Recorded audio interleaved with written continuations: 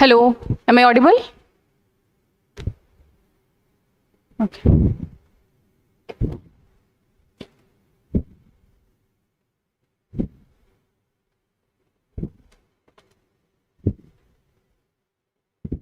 Hello everyone. A very good afternoon to all of you. So in today's class, we will discuss database similarity searching. We will discuss database similarity searching.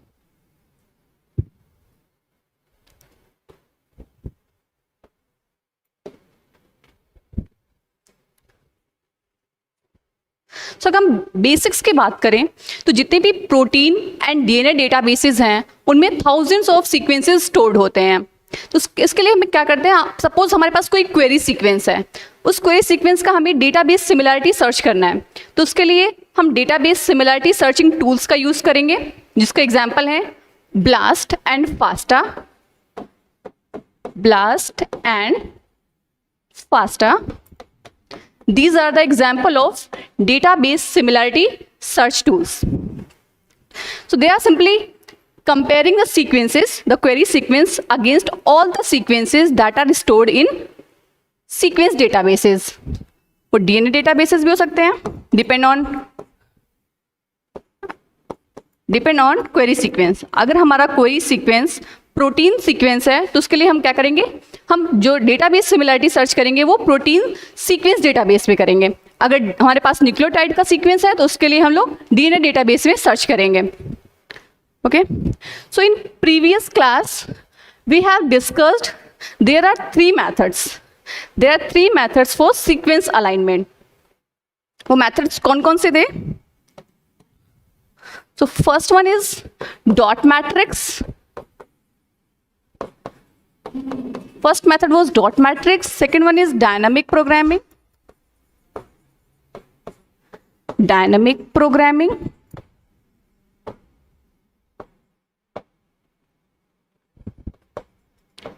And the third method is word method. और इसी को हम लोग बोलते हैं heuristic method.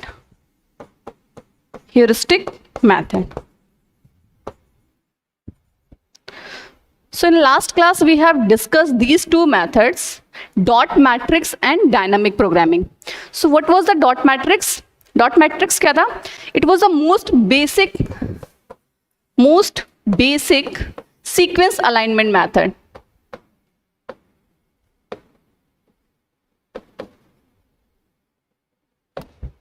Most basic sequence alignment method, जिसमें हमें कुछ दो सीक्वेंसेस को कंपेयर करना होता था. तो उनको हम क्या करते थे, टू डायमेंशनल मैट्रिक्स में एक सीक्वेंस को हॉरिजॉन्टल एक्सिस में और एक सीक्वेंस को हम लोग वर्टिकल एक्सिस में रिप्रेजेंट करते थे.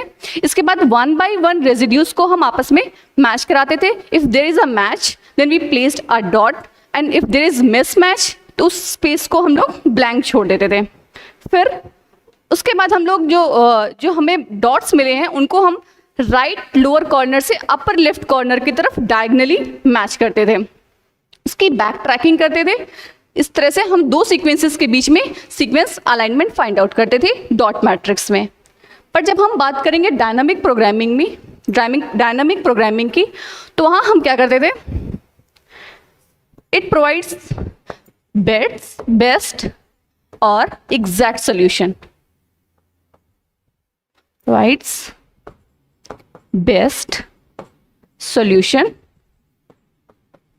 इसमें क्या करते थे, दो सीक्वेंसेस के बीच में जितने भी पॉसिबल पेयर ऑफ कॉम्बिनेशंस होते हैं उन सबको एग्जामिन करके एक बेस्ट अलाइनमेंट को फाइंड आउट करते हैं. तो अब नेक्स्ट मेथड है वर्ड मेथड. वर्ड मेथड क्या है? This is a shortcut method. It is a shortcut method जिसमें हम लोग एक short stretch of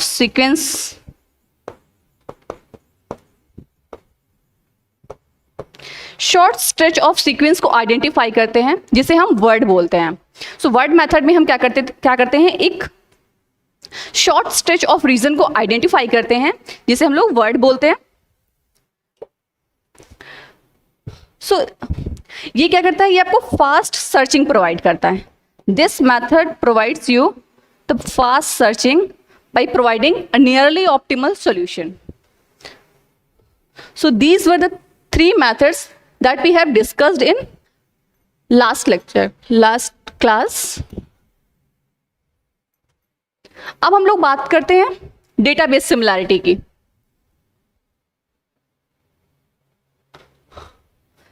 What is database similarity searching? So database similarity searching provides submission of a query sequence. This process involves submission of a query sequence and performing a pairwise comparison of the query sequence with all individual sequences in a database. हम क्या करते हैं, हम query sequence को submit करते हैं,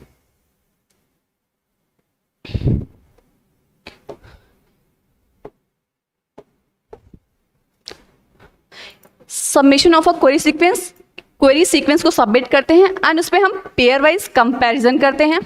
query sequence को submit करने के बाद उसे पेयर वाइज कंपैरिजन करते हैं between the sequence and against all the sequences that are present in a database.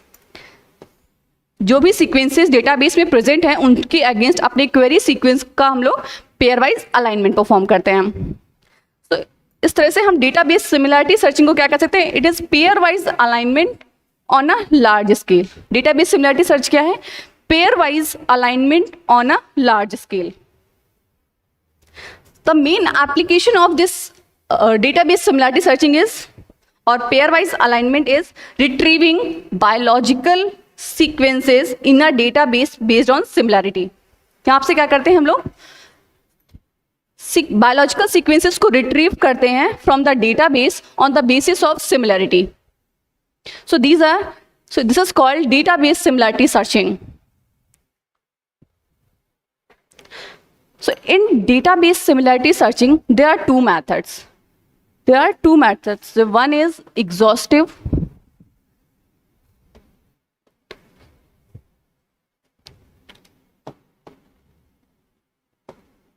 कौन से मेथड्स हैं? डेटाबेस सिमिलैरिटी सर्चिंग में 2 मेथड हैं। पहला मेथड है एग्जॉस्टिव मेथड,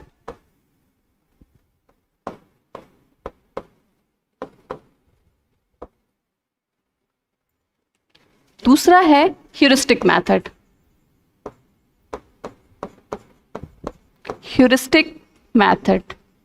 और इसी को हम लोग क्या बोलते हैं, word method.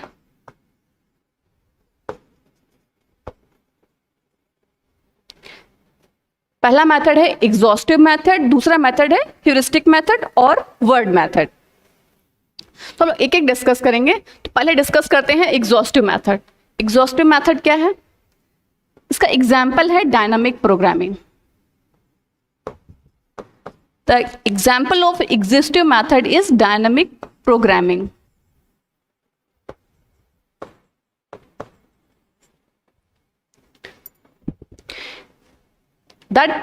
This exhaustive method provides you the best or exact solution by combining all the possible pair of characters. This method provides best or exact solution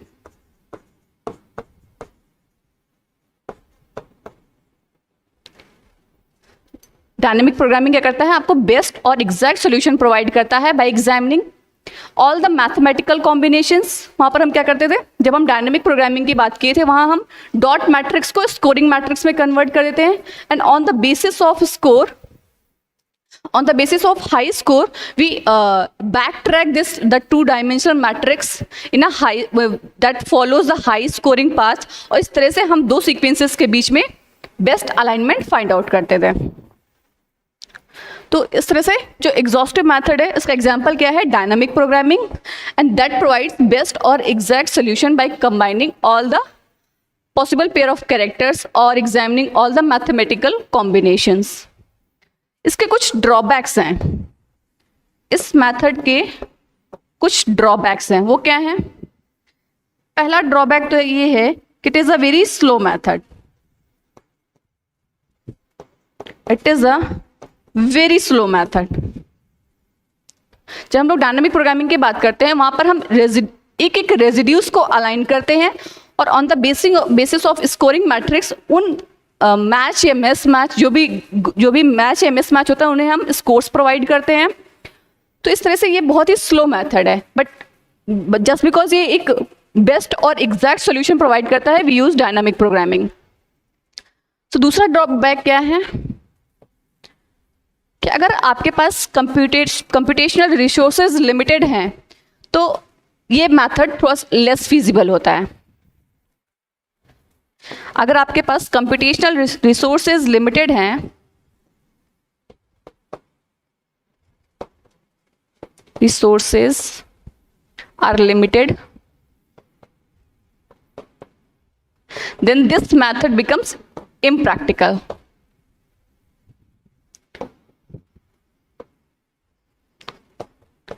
Is impractical or less feasible. Suppose you have a query sequence which is 100 residues long. आपके पास एक query sequence है जिसमें number of residues कितने हैं, 100 residues हैं। आप उसमें उसकी डेटाबेस सिमिलरिटी सर्च कर रहे हैं और उस डेटाबेस में अप्रॉक्स 3 लाख सीक्वेंसेस हैं। तो आपको सिमिलरिटी सर्च करने में it took 2 to 3 hours, approx 2 to 3 hours लग जाएंगे डेटाबेस सिमिलरिटी सर्च करने में। तो the speed of searching become an another issue, it is an important issue. जो स्पीड ऑफ सर्चिंग है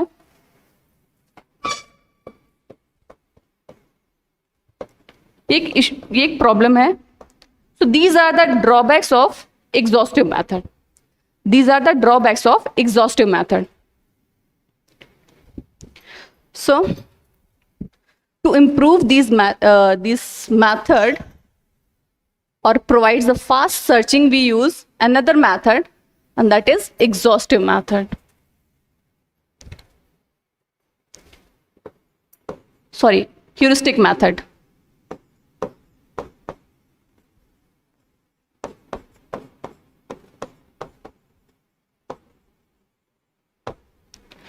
So provide the fast searching, or we can say to overcome the problems that are associated with dynamic programming, we use heuristic method. Heuristic method क्या है? ये एक shortcut method है।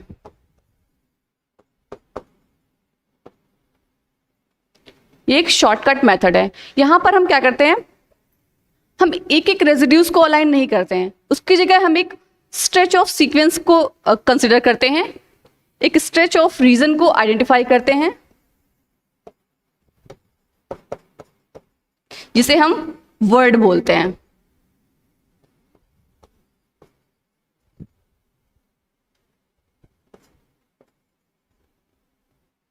इस reason को हम लोग क्या बोलते हैं, वर्ड।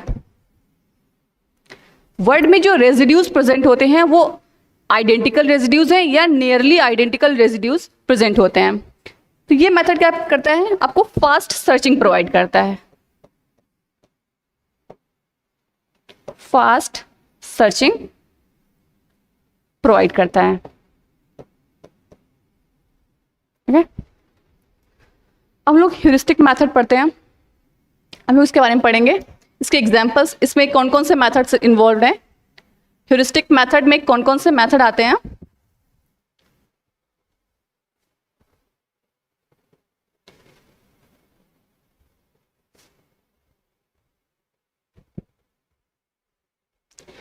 हम लोग ह्यूरिस्टिक मेथड की बात करें तो यहाँ पर 2 मेथड्स हैं।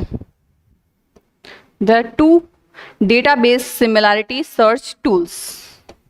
The one is BLAST and the second one is FASTA। यहाँ पर ह्यूरिस्टिक मेथड में 2 मेथड्स आते हैं, दो डेटाबेस सिमिलरिटी सर्च टूल हैं, पहला है ब्लास्ट एंड दूसरा है फास्टा। ये दोनों ही शॉर्टकट मेथड का यूज करते हैं।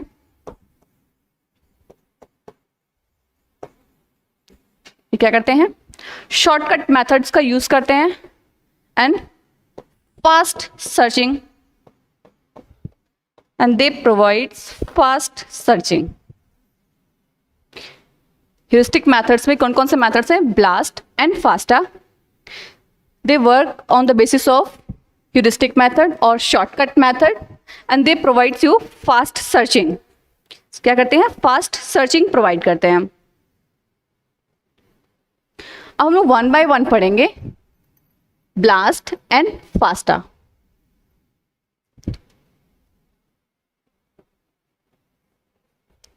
हम लोग blast की बात करते हैं। इसका फुल फॉर्म क्या है? blast का फुल फॉर्म क्या है?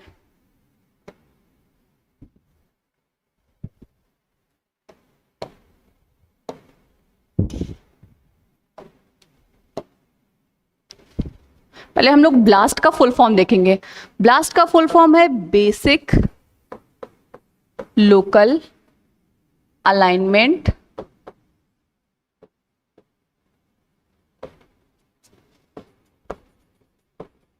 Search tool. ब्लास्ट का फुल फॉर्म है basic local alignment search tool.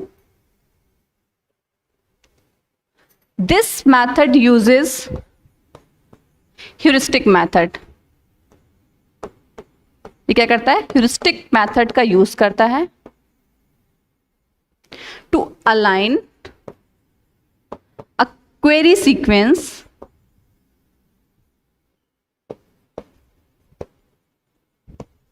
against all the sequences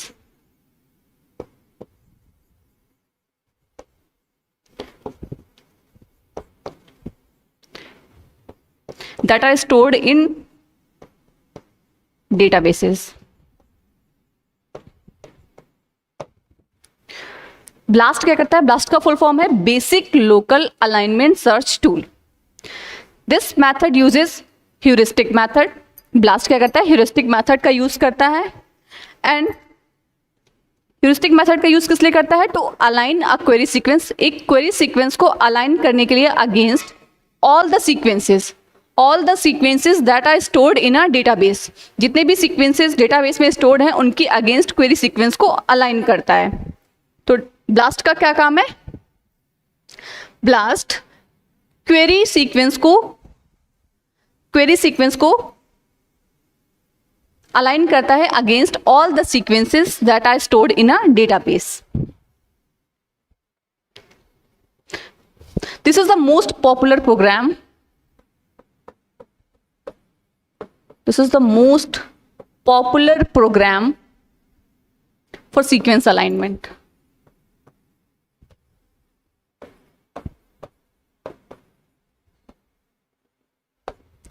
sequence alignment के लिए सबसे पॉपुलर प्रोग्राम कौन सा है? ब्लास्ट।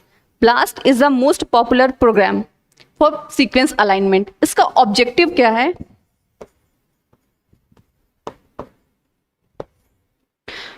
ब्लास्ट का एम क्या है? एम कहें या ऑब्जेक्टिव क्या है? Okay, the aim of BLAST is to find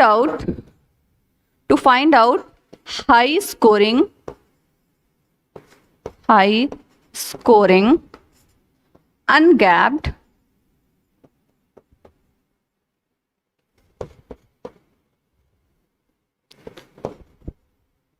ungapped segment pairs।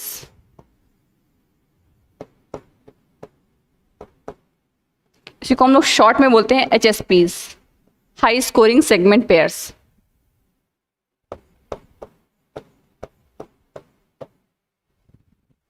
फिर से रिपीट कर देती हूँ, ब्लास्ट क्या है? ब्लास्ट का फुल फॉर्म है basic local alignment search tool, which is the most popular program for sequence alignment. Sequence alignment के लिए सबसे पॉपुलर प्रोग्राम है, जिसमें हम क्या करते हैं? हम किसी भी क्वेरी सीक्वेंस को किसी भी क्वेरी सीक्वेंस की सिमिलरिटी सर्च करते हैं against all the sequences that are stored in a database. Database में जो भी सीक्वेंसेस स्टोर्ड होते हैं उनके अगेंस्ट क्वेरी सीक्वेंस से हम लोग सिमिलरिटी सर्च करते हैं। इसके अलावा उसका ऑब्जेक्टिव क्या है? ब्लास्ट का ऑब्जेक्टिव है to find out high scoring ungapped segment pairs. High scoring ungapped segment pairs को फाइंड आउट करना। इनको शॉर्ट में हम लोग बोलते हैं HSPs, जिसको हम लोग शॉर्ट में क्या बोलते हैं? HSPs। okay. हम लोग सब मेथड देख लेते हैं कि हम लोग कैसे फाइंड आउट करते हैं कि HSPs और high scoring ungapped segment pairs को हम लोग कैसे फाइंड आउट करते हैं। इसको one by one step wise देखते हैं। तो फर्स्ट स्टेप में क्या है? फर्स्ट स्टेप में क्या करते हैं हम?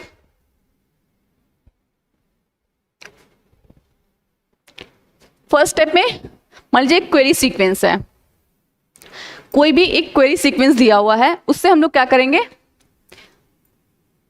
अ लिस्ट ऑफ वर्ड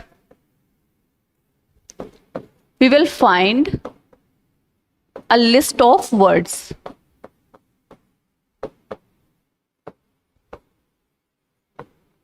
मान लीजिए क्वेरी सीक्वेंस है, ये हमारे पास क्वेरी सीक्वेंस है, इससे हम लोग क्या करेंगे?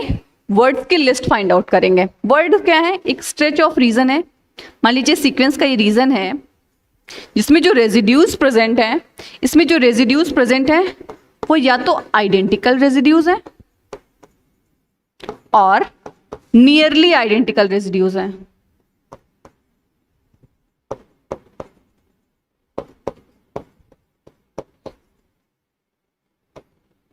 इस रीजन को, इस शॉर्ट स्ट्रेच ऑफ रीजन को हम लोग सीक्वेंस की इस शॉर्ट स्ट्रेच ऑफ रीजन को बोलते हैं वर्ड। वर्ड क्या है? एक short stretch of region in a sequence. एक सीक्वेंस में कुछ रेजिड्यूज को सेलेक्ट करते हैं, वो रेजिड्यूज आपस में आइडेंटिकल होते हैं या नियरली आइडेंटिकल रेजिड्यूज होते हैं, जिन्हें हम वर्ड बोलते हैं। सपोज हमारे पास एक क्वेरी सीक्वेंस है, ये हमारे पास एक क्वेरी सीक्वेंस है MRDPYNKLIS। क्या है? MRDPYNKLIS।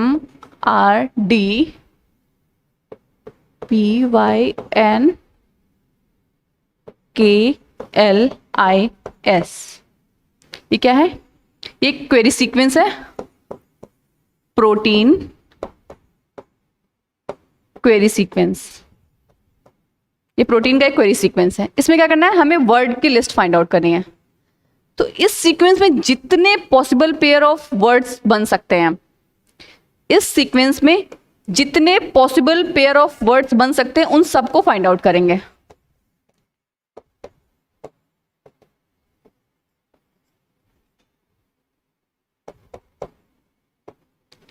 इस सीक्वेंस से जितने भी पॉसिबल पेयर ऑफ वर्ड्स बन सकते हैं उन सबको फाइंड आउट करेंगे।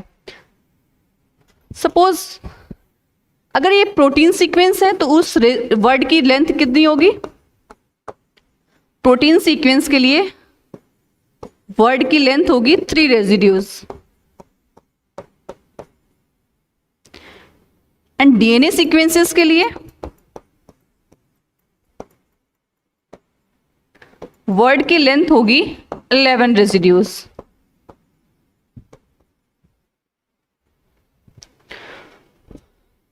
वर्ड के जो हम लोग वर्ड सेलेक्ट करेंगे, तो प्रोटीन्स, अगर हमारे पास प्रोटीन सीक्वेंस दिया है तो उसके लिए वर्ड की लेंथ होगी 3 रेजिड्यूज। एंड अगर डीएनए सीक्वेंस दिया है या न्यूक्लियोटाइड का सीक्वेंस दिया हुआ है तो उसके लिए वर्ड की लेंथ होगी 11 residues.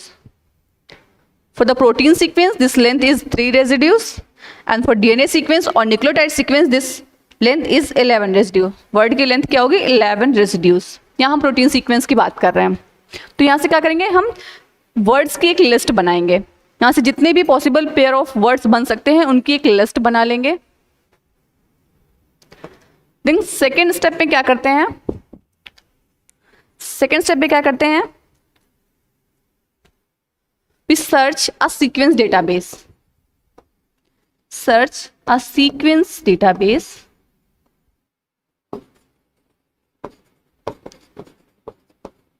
for occurrence of these words। For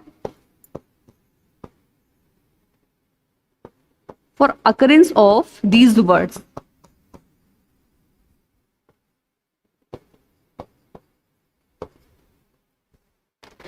blast के लिए पहला मेथड क्या है, पहले हम वर्ड्स की एक लिस्ट बनाएंगे, उस सीक्वेंस से जितने पॉसिबल पेयर ऑफ वर्ड्स बन सकते हैं उनकी एक लिस्ट बना लेंगे। इसके बाद हम लोग एक सीक्वेंस डेटाबेस को सर्च करेंगे, एक सीक्वेंस डेटाबेस को सर्च करेंगे। और जब अगर हम प्रोटीन की बात करेंगे तो प्रोटीन सीक्वेंस डेटाबेस को सर्च करेंगे for presence of this word, कि ये वो जो वर्ड्स हैं वो प्रेजेंट हैं या नहीं उस सीक्वेंस डेटाबेस में। ये जो वर्ड्स की लिस्ट है, तो जो वर्ड्स हमारे पास हैं वो प्रेजेंट हैं या नहीं, उसके लिए हम लोग क्या करेंगे, एक सीक्वेंस डेटाबेस को सर्च करेंगे।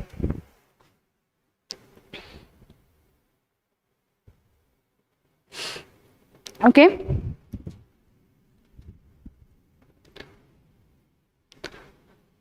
Suppose we have a match, अगर हमें उस सीक्वेंस डेटाबेस में मैच मिल गया, थर्ड स्टेप में क्या करेंगे, अगर हमें एक मैच मिल गया,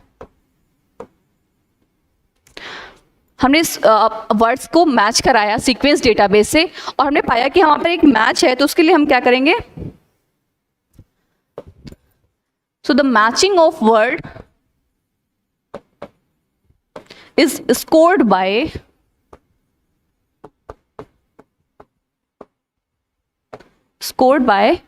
substitution matrix.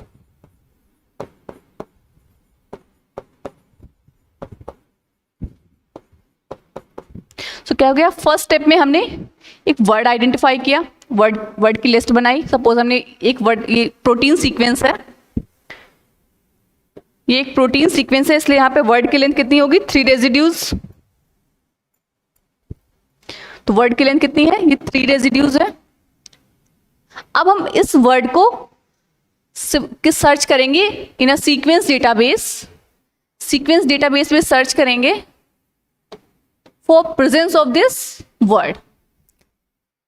हमने क्या पाया, ये हमारा क्वेरी सीक्वेंस है, ये डेटाबेस है, डेटाबेस में हमें एक मैच मिल गया, कुछ रेजिड्यूज ऐसे मिले जो नियरली आइडेंटिकल हैं, यहाँ पे PYN है, यहाँ पे PFN है, तो ऐसे रेजिड्यूज मिले जो नियरली आइडेंटिकल्स हैं। तो इस तरह से हमें कुछ मैचेस मिले। इन मैच को हम लोग क्या करेंगे, स्कोर्स प्रोवाइड करेंगे, इन मैच को स्कोर्स प्रोवाइड करेंगे on the basis of substitution matrix. यहाँ पे हम लोग ब्लॉसम 62 मैट्रिक्स का यूज कर रहे हैं। इन मैच को स्कोरिंग करने के लिए ब्लॉसम 62 मैट्रिक्स का यूज करें सपोज, तो ये इससे क्या होगा, हम इन मैच का स्कोर फाइंड आउट कर लेंगे। इससे क्या करेंगे, स्कोर फाइंड आउट करेंगे, और जो हमें स्कोर मिला है, जो स्कोर मिला है इसकी वैल्यू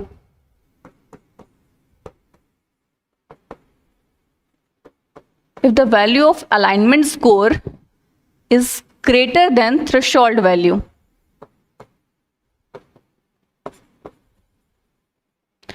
अगर इस अलाइनमेंट स्कोर की वैल्यू थ्रेशोल्ड वैल्यू से ज्यादा होगी तो हम इसे मैच कंसीडर करेंगे।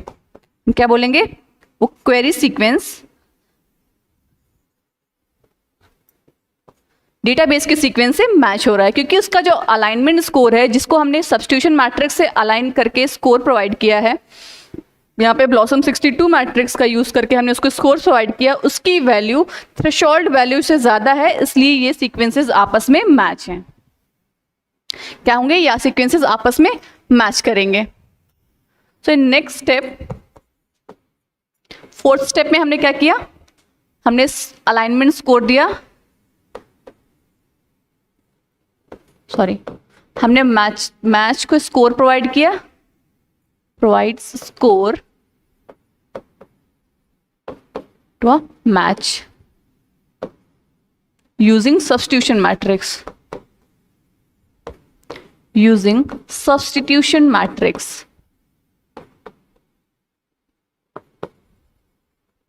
सब्स्टिट्यूशन मैट्रिक्स का यूज करके हमने उस मैच को स्कोर प्रोवाइड किया, जहां जहां भी हमें मैच मिला, यहाँ पे आइडेंटिकल रेजिड्यूज है, ये नियरली आइडेंटिकल रेजिड्यूज मिल रहे हैं, हमने इन सबको स्कोर प्रोवाइड किया।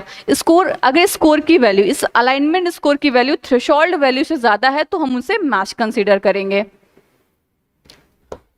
नेक्स्ट स्टेप में हम लोग क्या करेंगे, जहाँ भी हमें मैच मिल रहा है, जिन जिन सीक्वेंसेस के बीच में, जिन वर्ड्स के बीच में हमें मैच मिल रहा है, उनमें हम पेयर वाइज अलाइनमेंट करेंगे। उनमें क्या करेंगे? Pair wise alignment. Pair wise alignment कैसे करेंगे? जो मैच सीक्वेंस है, जो मैच सीक्वेंस है जिसका अलाइनमेंट स्कोर थ्रेशोल्ड वैल्यू से ज़्यादा है, उस वर्ड को हम दोनों डायरेक्शन में एक्सटेंड करेंगे। हम उस सीक्वेंस को, उस वर्ड को दोनों डायरेक्शन में एक्सटेंड करेंगे। एक्सटेंड करने के साथ साथ उसका अलाइनमेंट स्कोर भी काउंट करेंगे यूजिंग सेम सब्स्टिट्यूशन मैट्रिक्स। जैसे यहाँ पर हमने ब्लॉसम 62 मैट्रिक्स का यूज़ करके अलाइनमेंट स्कोर फाइंड आउट किया था, यहाँ भी सिमिलरली हम मैच वर्ड को क्या करेंगे? दोनों तरफ एक्सटेंड करेंगे, दोनों डायरेक्शन में एक्सटेंड करेंगे और उसके साथ साथ अलाइनमेंट स्कोर भी फाइंड आउट करेंगे। अलाइनमेंट स्कोर कैसे फाइंड आउट करेंगे? Using same substitution matrix. जैसे यहाँ पे ब्लॉसम 62 मैट्रिक्स का यूज़ करे थे, वही मैट्रिक्स हम यहाँ भी यूज़ करेंगे। तो सेम सब्स्टिट्यूशन मैट्रिक्स का यूज़ करके उसके साथ साथ हम लोग अलाइनमेंट स्कोर भी फाइंड आउट करेंगे। और ये अलाइनमेंट कब तक करेंगे? ये अलाइनमेंट कब तक करेंगे? जब तक कि स्कोर की वैल्यू, अलाइनमेंट स्कोर की वैल्यू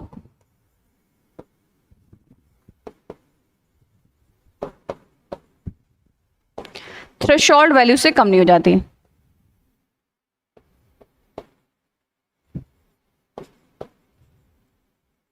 अगर इस अलाइनमेंट स्कोर की वैल्यू थ्रेशोल्ड वैल्यू से कम हो गई ड्यू टू अ मिसमैच, मतलब मीन्स का मतलब क्या हुआ कि वहाँ पर एक मिसमैच आ गया, इसकी वजह से जो अलाइनमेंट स्कोर की वैल्यू है वो थ्रेशोल्ड वैल्यू से कम हो गई, वहाँ से हम अपने पेयर वाइज अलाइनमेंट को टर्मिनेट कर देंगे, वहाँ से सीक्वेंस के कंपैरिजन को टर्मिनेट कर देंगे।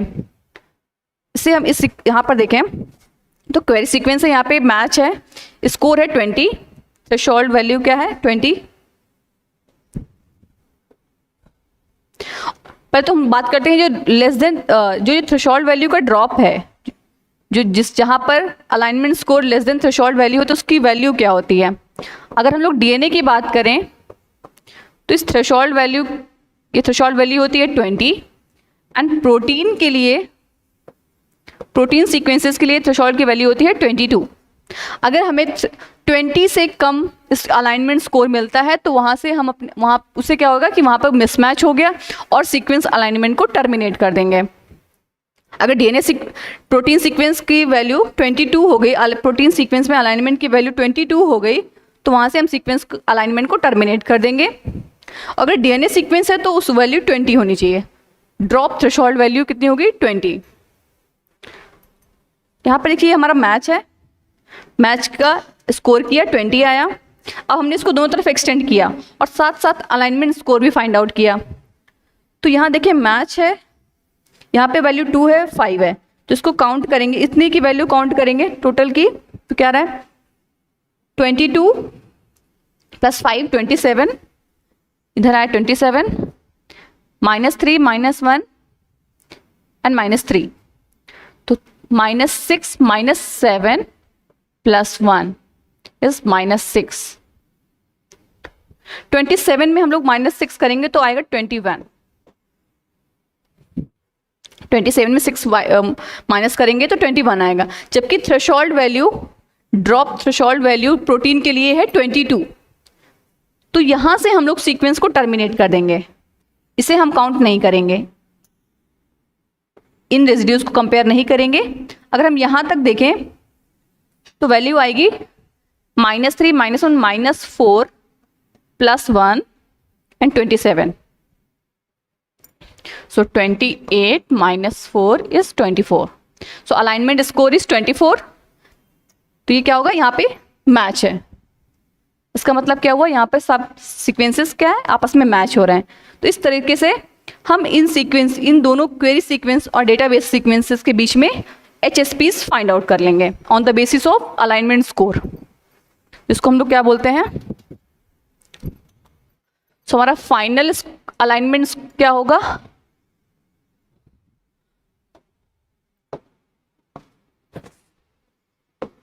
फाइनल अलाइनमेंट जो हमें मिलेगा, जो फाइनल रिजल्ट होगा or we can say final result, high scoring ungapped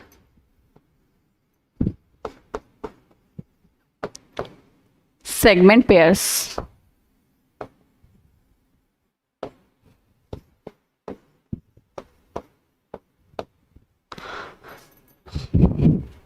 So, इस तरह से हमने दो सीक्वेंसेस के बीच में high scoring ungapped segment pairs find out कर लिया using BLAST tool. BLAST tool का यूज करके दो सीक्वेंसेस के बीच में high scoring ungapped segment pairs को फाइंड आउट किया। Is it clear?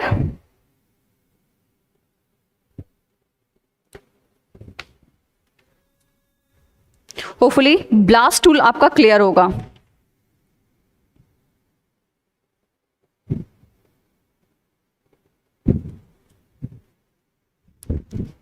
एक बार फिर से रिपीट कर देते हैं।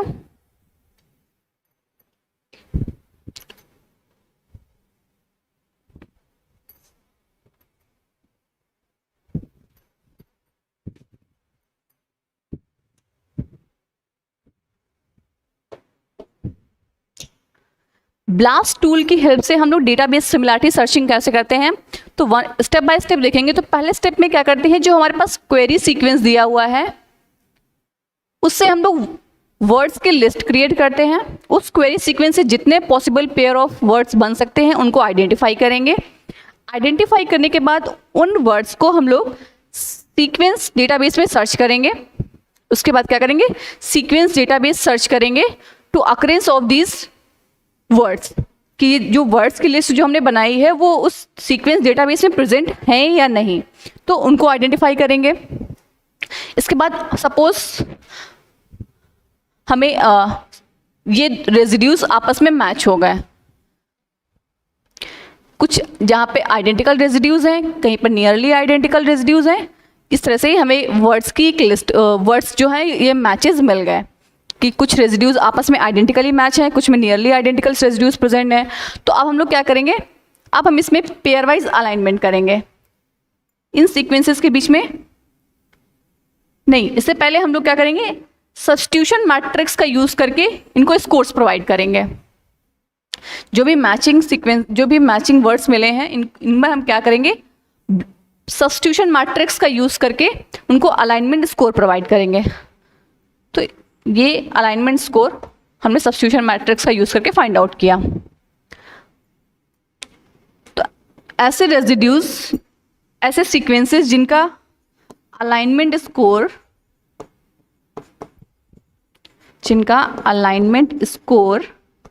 थ्रेशोल्ड वैल्यू से ज्यादा है,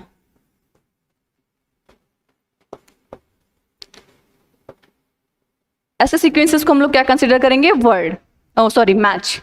यहां पर देखेंगे तो इनको हम लोग, जैसे यहाँ पे अलाइनमेंट स्कोर की वैल्यू थ्रेशोल्ड वैल्यू से ज्यादा है, इसलिए हम इसको मैच कंसीडर कर रहे हैं कि ये सीक्वेंसेस आपस में मैच है।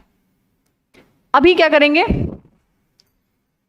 इसमें हम पेयर वाइज अलाइनमेंट परफॉर्म करेंगे इन मैचिंग वर्ड्स पे। जहां पे वर्ड्स हमारा बेस्ट मैच हो रहा है उन पे पेयर वाइज अलाइनमेंट परफॉर्म करेंगे। वो कैसे करेंगे, हम इस वर्ड को दोनों डायरेक्शन में एक्सटेंड करेंगे और साथ ही साथ उसका अलाइनमेंट स्कोर फाइंड आउट करेंगे यूजिंग सेम सब्स्टिट्यूशन मैट्रिक्स जो हमने यहाँ पे यूज किया था। यहाँ हमने ब्लॉसम 62 मैट्रिक्स यूज किया था, यहाँ पर भी हम लोग सेम ब्लॉसम 62 मैट्रिक्स का ही यूज करेंगे। तो उससे क्या फाइंड आउट करेंगे, अलाइनमेंट स्कोर फाइंड आउट करेंगे। और ये इस वर्ड को हम लोग तब तक एक्सटेंड करेंगे जब तक कि हमें एक मिसमैच नहीं मिला था। जहां पर एक मिसमैच मिलेगा, जहां भी मिसमैच मिलेगा वहां पर अलाइनमेंट स्कोर की वैल्यू थ्रेशोल्ड वैल्यू से कम हो जाएगी,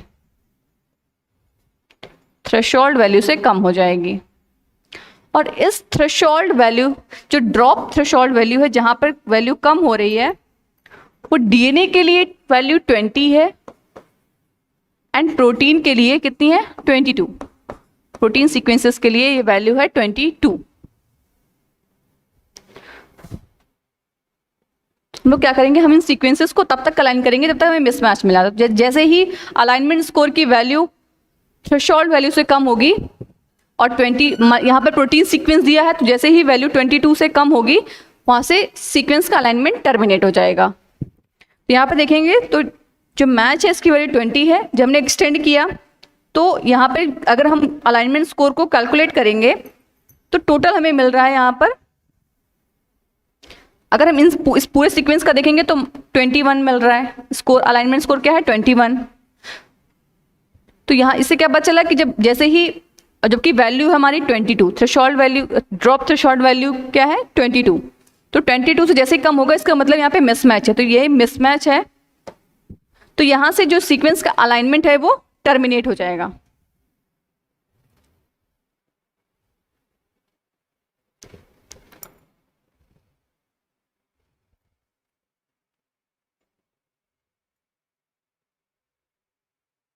यहाँ से देखें तो यहाँ पे वैल्यू कितनी आ रही है 21, तो यहाँ से इसको हम लोग मिसमैच कंसीडर करेंगे और यहाँ से सीक्वेंस का अलाइनमेंट टर्मिनेट हो जाएगा।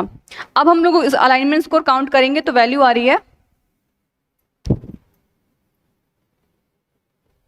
24, इसका स्कोर क्या है 24। इसे हम तो ये जो हमें फाइनल रिजल्ट मिलेगा उसको हम लोग क्या बोलेंगे,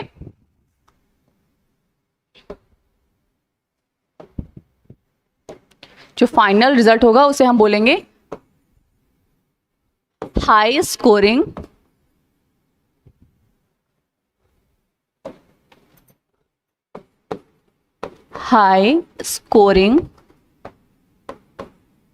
अनगैप्ड सेगमेंट पेयर्स। इस तरीके से ब्लास्ट टूल्स का यूज करके हम लोग HSPs फाइंड आउट कर सकते हैं, high scoring segment pairs find out कर सकते हैं।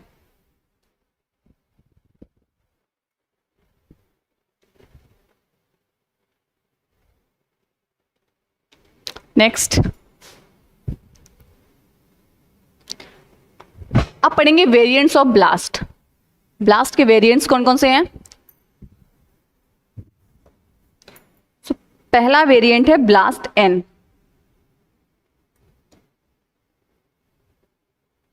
ब्लास्ट का पहला वेरिएंट है ब्लास्ट एन। ब्लास्ट एन में क्या करते हैं, हम एक डीएनए क्वेरी या न्यूक्लियोटाइड सीक्वेंस की क्वेरी को कंपेयर करते हैं अगेंस्ट अ न्यूक्लियोटाइड डेटाबेस और डीएनए डेटाबेस। यहाँ क्या करते हैं, एक डीएनए क्वेरी को कंपेयर करते हैं against a DNA database.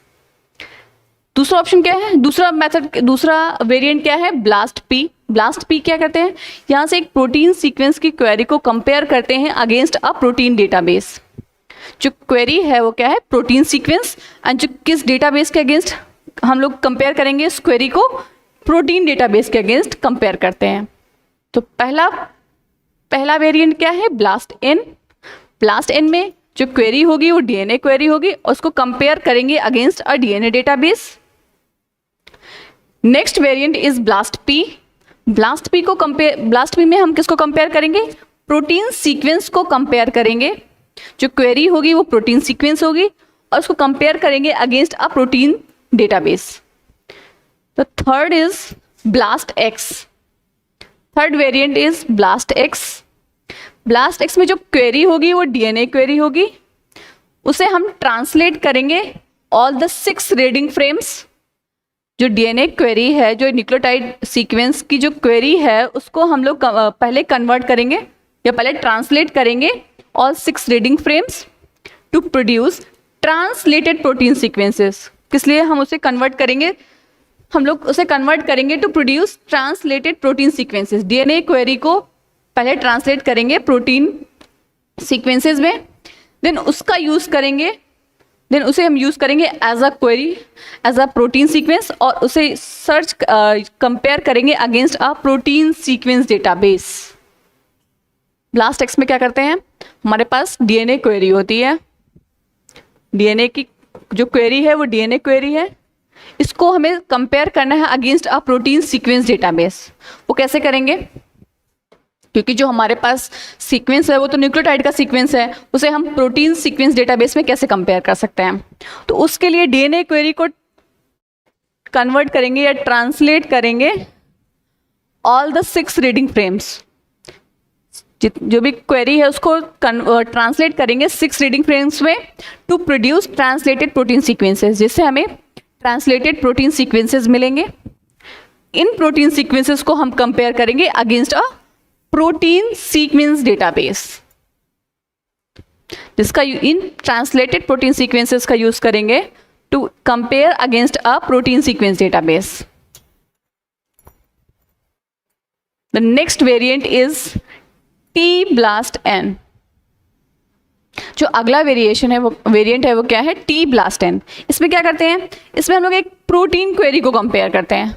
Protein जो क्वेरी होता है वो प्रोटीन सीक्वेंस होता है और उसको डीएनए डेटाबेस के अगेंस्ट कंपेयर करते हैं। उसके लिए हम लोग डीएनए डेटाबेस को क्या करते हैं,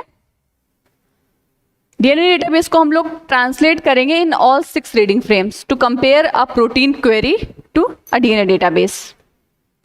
the next variant is T-BLAST-X। T-BLAST-X क्या करता है, इसमें क्या करते हैं हम लोग, कंपेयर डीएनए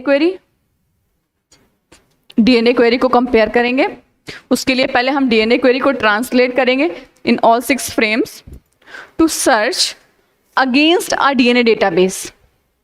जो डीएनए क्वेरी है उसे सीक्वेंसेस को पहले हम लोग ट्रांसलेट करेंगे, फिर उन ट्रांसलेटेड सीक्वेंसेस को या प्रोटीन सीक्वेंसेस का यूज करेंगे टू सर्च अगेंस्ट और compare against a DNA database. DNA database से कंपेयर करेंगे, उस डीएनए डेटाबेस को भी हमें ट्रांसलेट करना पड़ेगा 6 फ्रेम्स में। जो डीएनए डेटाबेस है उसमें जो सीक्वेंसेस प्रेजेंट है उनको भी ट्रांसलेट करके हम लोग प्रोटीन सीक्वेंसेस फाइंड आउट करेंगे।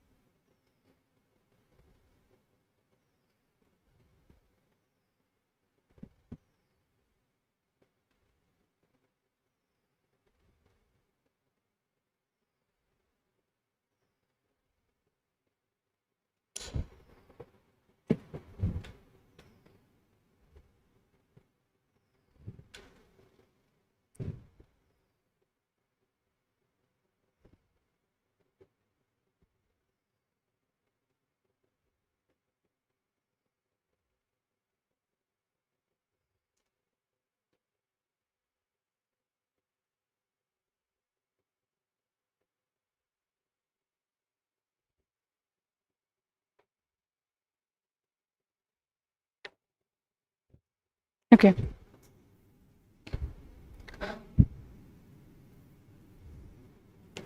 I guess that works.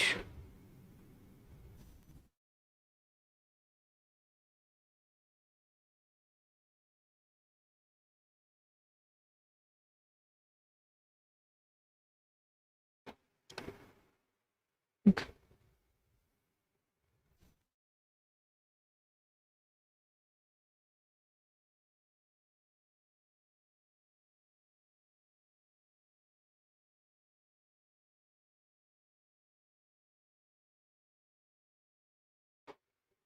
Hello. Okay. So these are the variants of BLAST। जो पहला क्या था, BLAST-N। पहला वेरिएंट है BLAST-N, BLAST-P, BLAST-X, T-BLAST-N and T-BLAST-X।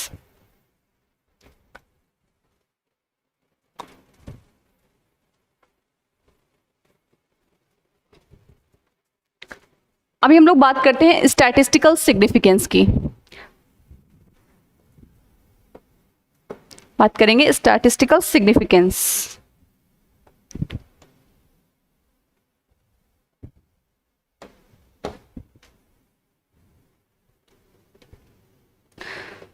So BLAST output provides a list of pairwise alignments।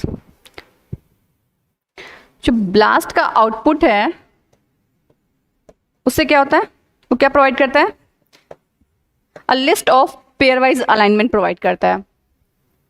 सो तो the significance score help to distinguish evolutionary related sequences from unrelated ones.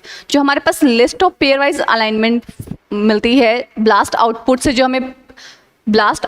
जो list of pairwise alignment मिलती है matches की, उसको हम लोग क्या करते हैं, सिग्निफिकेंटली स्टैटिस्टिकली सिग्निफिकेंट है या नहीं ये कंसिडर करने के लिए उसका स्टैटिस्टिकल टेस्ट परफॉर्म करते हैं। So this significance score helps to distinguish evolutionary related sequences from unrelated one। उन sequences के बीच में evolutionary relationship है या नहीं ये find out करते हैं using significance score। So in blast search this statistical indicator is known as the E value। उसके लिए हम लोग क्या find out करते हैं, E value। जो statistical indicator है जो हम लोग blast search के लिए का significance बताता है वो क्या है, E value, इसको बोलते हैं एक्सपेक्टेशन वैल्यू।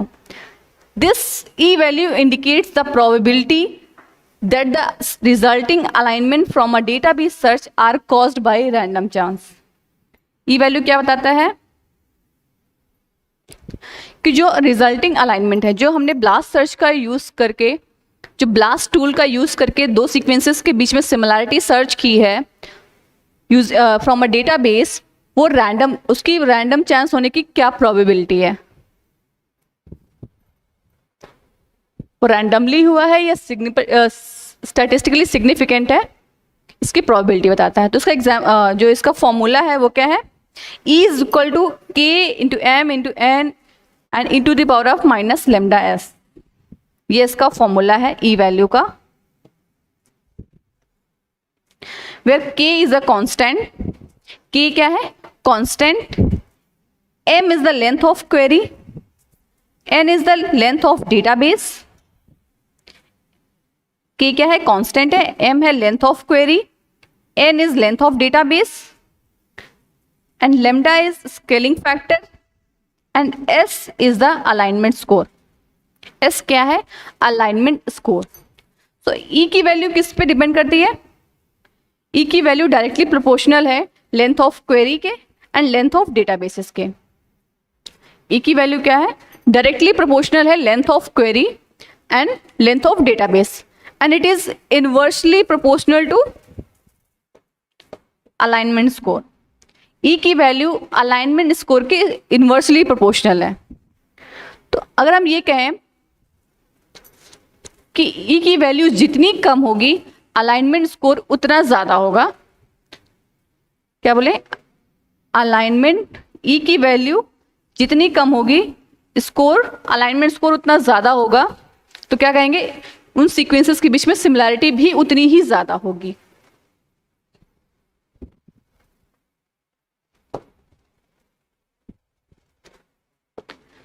E की वैल्यू जितनी कम होगी अलाइनमेंट स्कोर उतना ज़्यादा होगा। अलाइनमेंट स्कोर ज़्यादा होगा तो उन सीक्वेंसेस के बीच में सिमिलैरिटी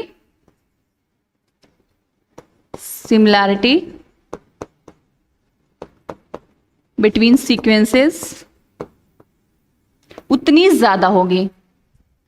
E की वैल्यू जितनी कम होगी अलाइनमेंट स्कोर उतना ज़्यादा होगा एंड सीक्वेंसेस के बीच में सिमिलैरिटी भी उतनी ज़्यादा होगी। So if the value of E is between, if the value of E is less than e to the power of minus 50,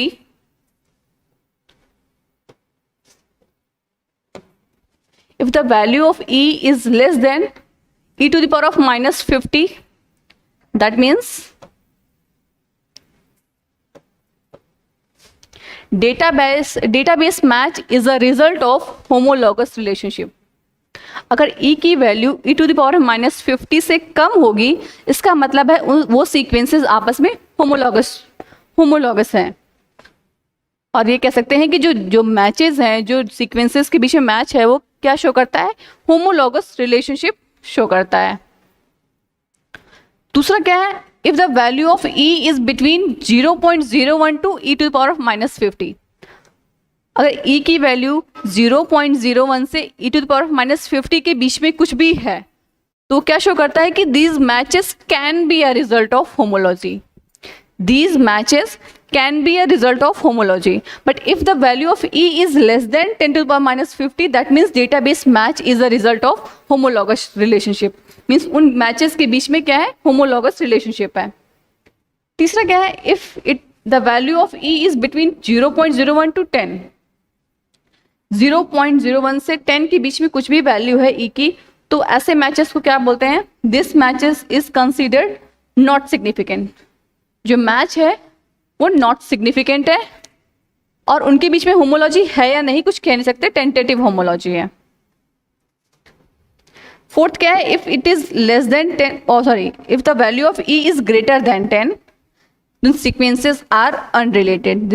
जो सीक्वेंसेस हैं वो अनरिलेटेड है, उनके बीच में कोई मैच नहीं है, and they are non-homologous relationship. They are in non-homologous relationship.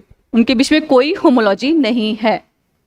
इस तरीके से क्या बताया गया था, E की वैल्यू जितनी कम होगी सीक्वेंस के बीच में सिमिलैरिटी उतनी ज्यादा होगी. तो यहां पर देखा जाए तो E की वैल्यू सबसे कम है, E to the power minus 50 है, तो सीक्वेंसेस के बीच में सिमिलैरिटी है, वहां पे मैच है और the sequences are in homologous relationship. And E की वैल्यू जितनी ज्यादा है, 10 है यहाँ पर, E की वैल्यू 10 है, तो सीक्वेंसेस के बीच में सिमिलैरिटी उतनी कम होगी. तो ये सीक्वेंसेस के आपस में अनरिलेटेड सीक्वेंसेस हैं, they are non similar sequences. अभी हम लोग इससे रिलेटेड क्वेश्चन सॉल्व करते हैं. गेट का क्वेश्चन है,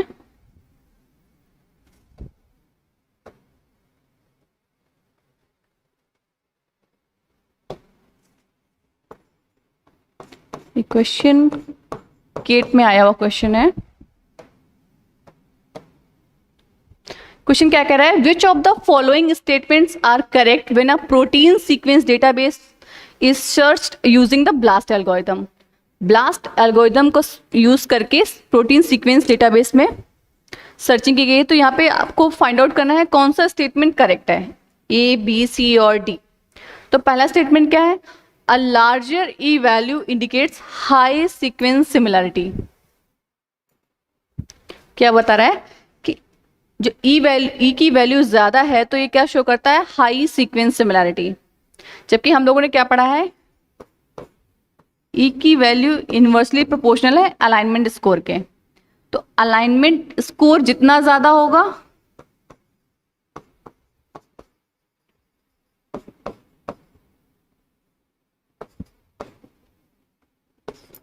अलाइनमेंट स्कोर जितना ज्यादा होगा E की वैल्यू उतनी कम होगी.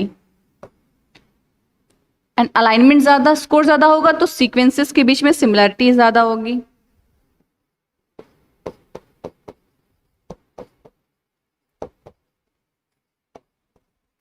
E की वैल्यू कम है तो सीक्वेंस के बीच में सिमिलैरिटी ज्यादा है.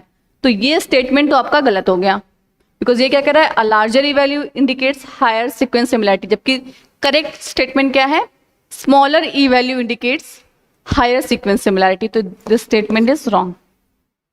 नेक्स्ट स्टेटमेंट क्या है, next, E value is less than 10 to power minus 10 indicates sequence homology. जब E की value less than 10 to the power minus 50 होती थी और 1 into E to the power minus 50 या फिर 0.01 से 10 to the power minus 50 value होती है E की, तो वहाँ पे क्या शो करता है, वहाँ शो करता है कि सीक्वेंस के बीच में होमोलॉजी है. तो ये स्टेटमेंट आपका करेक्ट है. Third statement is a higher BLAST score indicates higher sequence similarity. BLAST का अलाइनमेंट स्कोर जितना ज्यादा होगा सीक्वेंस के बीच की सिमिलैरिटी उतनी ज्यादा होगी, because alignment score is directly proportional to sequence similarity and inversely proportional to E value.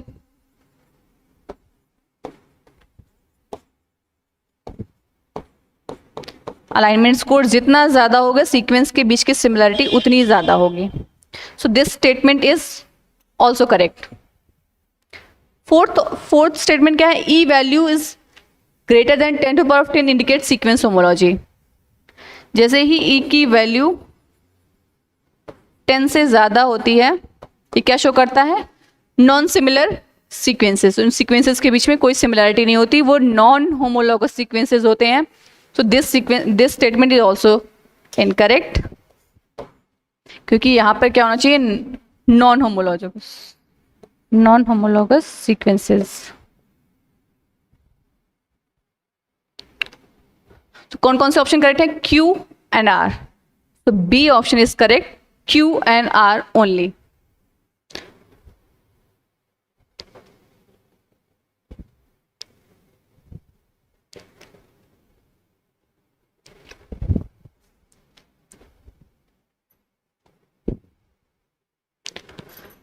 Next question है, match the type of BLAST programs given in group 1 to the particular type of sequence search task describe in group 2। यहां पे क्या बता रहे हैं, यहां पे एक तरफ ब्लास्ट के वेरिएंट्स दिए हुए हैं, यहां पर एक तरफ ब्लास्ट के वेरिएंट्स दिए हुए हैं और दूसरी तरफ ग्रुप 2 में इसका डिस्क्रिप्शन दिया हुआ है। तो टी ब्लास्ट एन क्या करता है, टी ब्लास्ट एन में क्या होता है,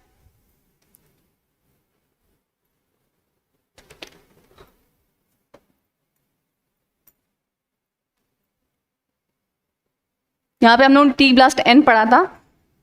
टी ब्लास्ट में क्या करते हैं, हम प्रोटीन क्वेरी को कंपेयर करते हैं against a DNA database. Protein query को कंपेयर करते हैं अगेंस्ट अ डीएनए डेटाबेस। यहां पर ऐसा कुछ भी नहीं दिया हुआ, यहां पे दोनों जगह पे न्यूक्लियोटाइड सीक्वेंस की बात हो रही है, तो पहला तो मैच नहीं हो रहा है। दूसरा टी क्या दिया हुआ है, T BLAST x. T BLAST x को हम लोग कंपेयर कराएंगे, तो टी ब्लास्ट एक्स क्या बोल रहा है, compares DNA query against a DNA database. T BLAST X में क्या है, डीएनए क्वेरी को हम लोग डीएनए डेटाबेस के अगेंस्ट कंपेयर कर रहे हैं। So a nucleotide sequence is to be used as a query search for similar proteins against a nucleotide database. तो ये क्या आपस में मैच हो रहा है।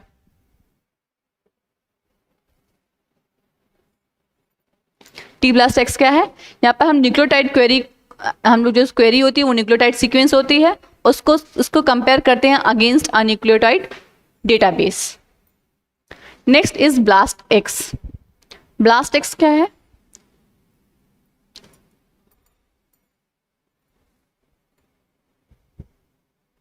ब्लास्ट एक्स में हम लोगों ने पढ़ा था, यहां पर हम लोग डीएनए क्वेरी को कंपेयर करते हैं against a protein sequence database.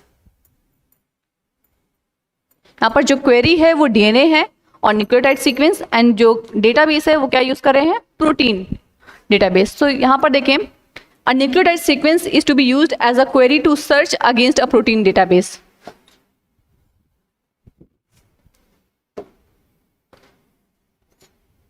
तो इसका करेक्ट मैच क्या है, ब्लास्ट एक्स। तो हम लोग ऑप्शन चेक करते हैं, 2p and 3q। So first option is correct. First option is correct.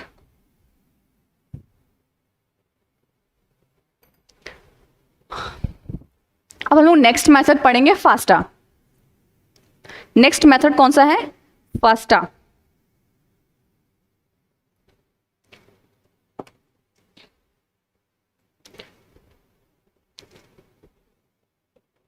FASTA tools का हम लोग कैसे यूज करते हैं, फास्टा टूल्स का यूज कैसे करते हैं, for the database similarity searching.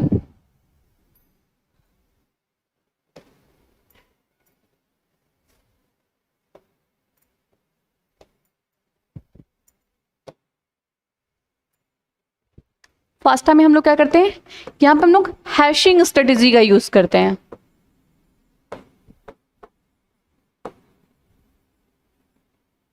यहां पे क्या करते हैं हम लोग, हैशिंग स्ट्रेटेजी का यूज करते हैं टू फाइंड मैचेस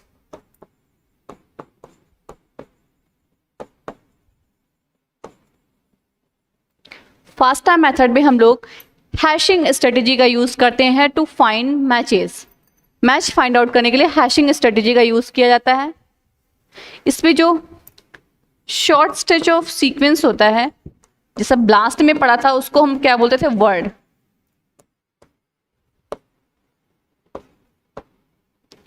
यहां पर उसको हम बोलते हैं के टपल्स।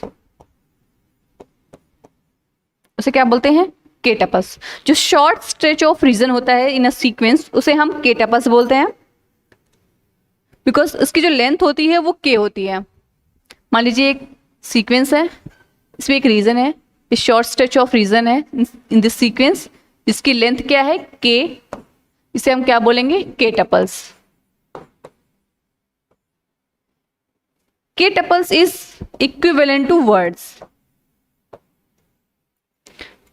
जो के टपल्स है वो इक्विवेलेंट टू वर्ड्स है। जैसे वर्ड्स हमने पढ़ा था ब्लास्ट में हमने वर्ड्स पढ़ा था, वैसे ही फास्टा में हम लोग उसको क्या पढ़ते हैं, के टपल्स। के टपल्स क्या है, एक शॉर्ट स्ट्रेच ऑफ सीक्वेंस है, जैसे कि वर्ड था, इसकी लेंथ कितनी होती है, के, इसलिए हम इसे के टपल्स बोलते हैं। जो के टपल्स है वो स्मॉलर है वर्ड से, उसका साइज वर्ड से कम है।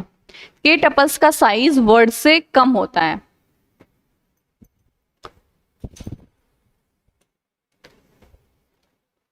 For the protein sequence,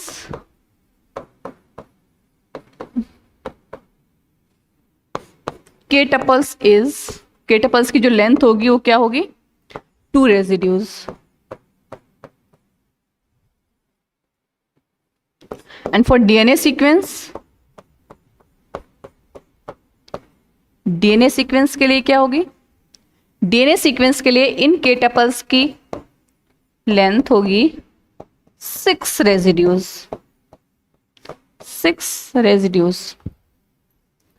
So for the protein sequence, the length of K tuple is 2 residues, and for DNA sequence, the length of K tuple is 6 residues. K tuples क्या है, एक short stretch of region है in a sequence जिसकी length K है, इसलिए इसे K tuples बोलते हैं। It is equivalent to word. जैसे ब्लास्ट में हम लोगों ने वर्ड पढ़ा था, फास्टा में हम K tuples पढ़ते हैं। बट डिफरेंस क्या है, जो वर्ड है इसकी लेंथ वर्ड K tuples की लेंथ वर्ड से कम होती है। वर्ड में जब हम वर्ड की लेंथ देखें तो प्रोटीन सीक्वेंसेस के लिए 3 रेजिड्यूज थी एंड डीएनए सीक्वेंसेस के लिए 11 रेजिड्यूज हुआ करती थी। बट हम K tuples की बात करें तो इसकी लेंथ प्रोटीन सीक्वेंसेस के लिए 2 रेजिड्यूज है एंड डीएनए सीक्वेंसेस के लिए 6 रेजिड्यूज है।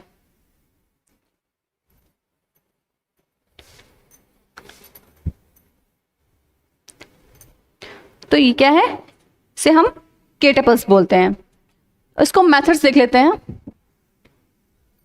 हम फास्टा टूल्स का यूज करके, फास्टा मेथड का यूज करके हम 2 सीक्वेंसेस के बीच में डेटाबेस सिमिलैरिटी कैसे, हम क्वेरी सीक्वेंस के लिए डेटाबेस सिमिलैरिटी सर्च कैसे करते हैं। तो पहला स्टेप देखें। सपोज ये हमारे पास अमाइनो एसिड का सीक्वेंस है जिसको हमें कंपेयर करना है। ये 2 सीक्वेंसेस दिए हैं, अमाइनो एसिड के सीक्वेंसेस दिए हैं जिनका हमें कंपैरिजन करना है। तो फर्स्ट स्टेप क्या है,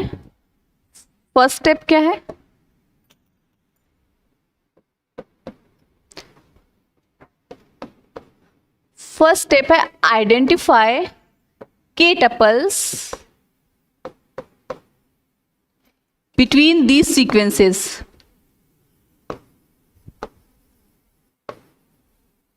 पहला स्टेप क्या है, इन दोनों सीक्वेंसेस के बीच में K tuples फाइंड आउट करना है यूजिंग हैशिंग स्ट्रेटेजी।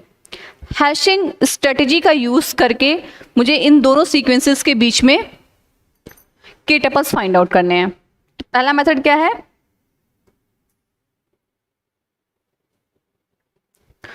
पहला जो स्टेप है वो उसमें क्या करना है, हमें दोनों सीक्वेंसेस के बीच में K tuples फाइंड आउट करना है using hashing strategy. Hashing strategy का यूज करके हम कैसे K tuples फाइंड आउट करते हैं, उसके लिए हम एक हैशिंग टेबल बनाएंगे। पहले हैशिंग स्ट्रेटेजी का यूज करके K tuples कैसे फाइंड आउट करते हैं, उसके लिए हम पहले एक हैशिंग टेबल बनाते हैं। उसमें एक तरफ हम अमाइनो एसिड्स लिखते हैं, जो जितने भी अमाइनो एसिड्स प्रेजेंट हैं इन सीक्वेंसेस में उनको हम एक साइड लिखते हैं। अल्फ़ाबेटिकली हमने इन अमाइनो एसिड्स को अरेंज कर लिया। फिर फिर जो सीक्वेंस फिर अमाइनो एसिड की जो पोजीशन है उस सीक्वेंसेस में उनको लिखते हैं। तो सीक्वेंस 1 में उस अमाइनो एसिड की क्या पोजीशन है वो हम यहाँ लिखेंगे सीक्वेंस 1 पर, और सीक्वेंस 2 में उस अमाइनो एसिड की क्या पोजीशन है वो हम यहाँ लिखेंगे। ठीक है, तो पहले क्या किया हमने के टपल्स फाइंड आउट करने हैं यूजिंग हैशिंग स्ट्रेटजी। उसके लिए हमने हैशिंग टेबल बनाई। हैशिंग टेबल में क्या करेंगे, एक तरफ अमाइनो एसिड्स लिखेंगे, इनको हमने अल्फ़ाबेटिकली अरेंज कर लिया। जितने भी अमाइनो एसिड्स प्रेजेंट हैं उन सीक्वेंसेस में उन सबको हमने अल्फ़ाबेटिकली अरेंज कर लिया। इसके बाद इन अमाइनो एसिड की उन सीक्वेंस में क्या पोजीशन है, सीक्वेंस 1 में क्या पोजीशन है तो हमने सीक्वेंस 1 के नीचे लिख दिया, एंड सीक्वेंस 2 में इन अमाइनो एसिड की क्या पोजीशन है वो हमने यहाँ पे लिख दिया। अभी हमें क्या करना है, इन दोनों सीक्वेंसेस के बीच में, इस सीक्वेंस पोजीशन के बीच में पोजिशनल डिफरेंस फाइंड आउट करना है। क्या करना है हमें, पोजिशनल डिफरेंस फाइंड आउट करना है।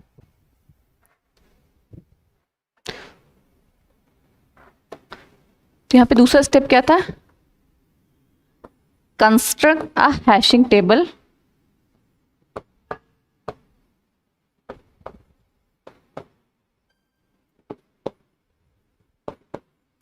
हम पे क्या करेंगे, पहले दूसरे नंबर पे पहला स्टेप तक है आइडेंटिफाई के टपल्स बिटवीन द सीक्वेंसेस। उसके लिए हम लोग क्या करेंगे, पहले एक हैशिंग टेबल कंस्ट्रक्ट करेंगे जिसमें हम एक तरफ अमाइनो एसिड्स लिखेंगे और इसके बाद उन अमाइनो एसिड्स को हम अल्फ़ाबेटिकली अरेंज कर लेंगे। फिर उन अमाइनो एसिड्स की उन सीक्वेंसेस में क्या पोजीशन है उसको फाइंड आउट करेंगे। सीक्वेंस 1 में उस अमाइनो एसिड की क्या पोजीशन है वो लिखेंगे, फिर सीक्वेंस 2 में।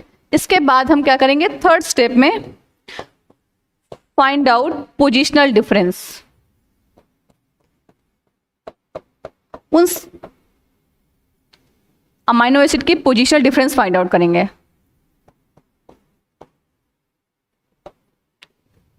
थर्ड स्टेप में क्या करते हैं,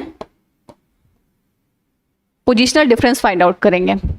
उसके लिए क्या करेंगे, हम पोजीशन ऑफ सीक्वेंस 1 को सब्ट्रैक्ट करेंगे पोजीशन ऑफ सीक्वेंस 2 से। पोजीशनल डिफरेंस कैसे फाइंड आउट करेंगे, सीक्वेंस 1 की पोजीशन को सीक्वेंस 2 की पोजीशन से सब्ट्रैक्ट करेंगे। तो यहां हम क्या करेंगे, 1 - 6।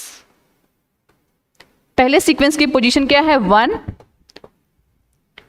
जो अमाइनो एसिड ए है उसकी सीक्वेंस 1 में पोजीशन है 1, एंड सीक्वेंस 2 में क्या पोजीशन है 6। तो 1 - 6 is -5।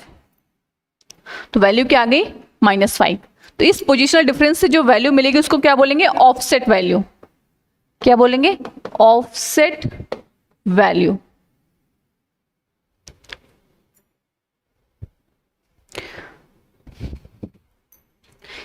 My clear. Offset value कैसे फाइंड आउट करते हैं, ऑफसेट वैल्यू फाइंड आउट करने के लिए हम इन अमाइनो एसिड का पोजिशनल डिफरेंस फाइंड आउट करते हैं। पोजिशनल डिफरेंस कैसे फाइंड आउट करेंगे, उस अमाइनो एसिड का सीक्वेंस 1 में क्या पोजीशन है उसको सब्ट्रैक्ट करेंगे सीक्वेंस 2 की पोजीशन से। तो सीक्वेंस 1 में पोजीशन है 1 एंड सीक्वेंस 2 में उसकी ए की पोजीशन है 6। 1 1 2 3 4 5 6। तो 1 - 6 इज -5। जो पोजिशनल डिफरेंस आया उसको क्या बोलेंगे, ऑफसेट वैल्यू। तो इस तरीके से सभी अमाइनो एसिड्स का पोजिशनल डिफरेंस फाइंड आउट करेंगे। अभी क्या करना है, जिन जिन रेजिड्यूज का ऑफसेट वैल्यू सेम है उन्हें आइडेंटिफाई करेंगे। तो ऐसे रेजिड्यूज, यहाँ से हम ऐसे रेजिड्यूज को आइडेंटिफाई करेंगे, ऐसे अमाइनो एसिड रेजिड्यूज को फाइंड आउट करेंगे जिनकी ऑफसेट वैल्यू सेम है। तो यहाँ पर देखिए डी की वैल्यू 1 है, पी की वैल्यू 1 है एंड एस की वैल्यू 1 है। तो ये तीन अमाइनो एसिड रेजिड्यूज ऐसे हैं जिनकी ऑफसेट वैल्यू सेम है, तो इनको हम आइडेंटिफाई करेंगे। सो आइडेंटिफाई करने के बाद क्या करना है हमने, then find the matching word of 3 residues in the order of 3 4 and 5। अब इनका ऑर्डर फाइंड आउट करेंगे।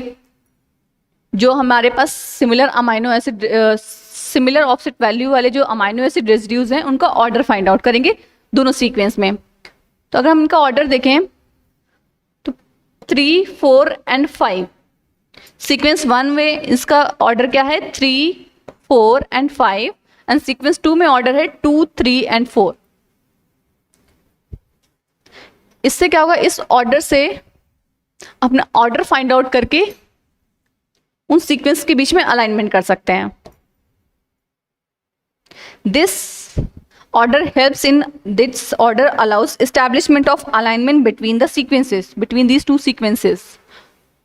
तो पहला सीक्वेंस लिख रहे हैं A M P S D G L। तो इस पर जो ऑर्डर है वो क्या है? 3, 4 एंड 5। 3, 4 एंड 5। ये जो रेजिड्यूज हैं ये किसके सिमिलर हैं? इनकी जो पोजीशन, जिनका जो ऑफसेट वैल्यू है किसके सिमिलर है? सीक्वेंस 2 के ऑर्डर क्या है? 2, 3 एंड 4।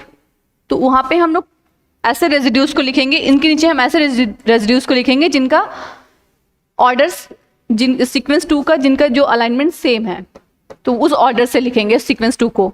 तो 2, 3, 4, इसके नीचे 2 आना चाहिए, 3, 4। तो P S D N A T।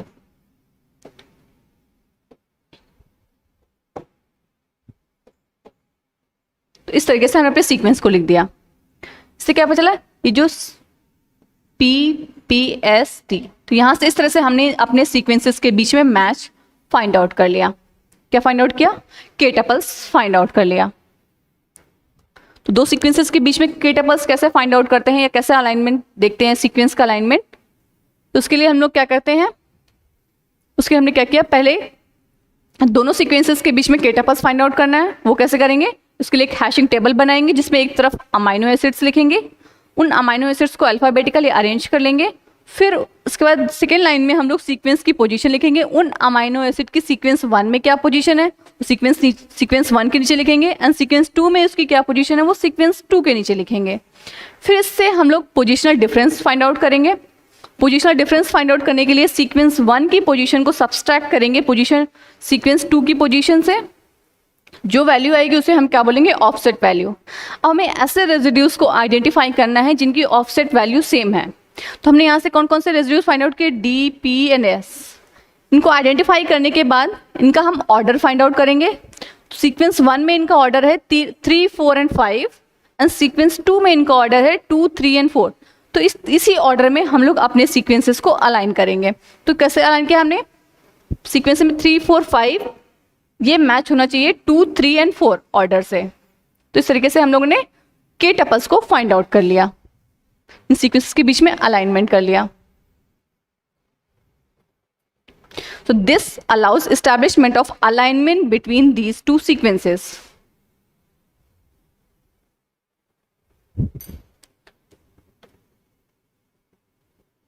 हम लोग 2 डायमेंशनल मैट्रिक्स बनाते हैं।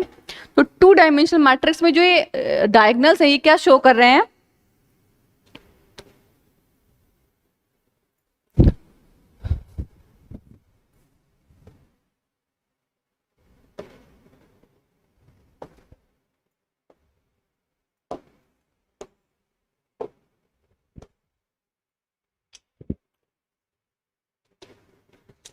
सब 2 डायमेंशनल की बात करें, जब हमने 2 डायमेंशनल मैट्रिक्स में देखा तो जो ये डायगोनल्स हैं ये क्या शो कर रहे हैं?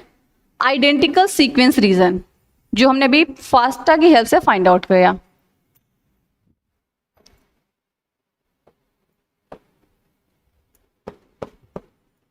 आइडेंटिकल सीक्वेंस रीजन,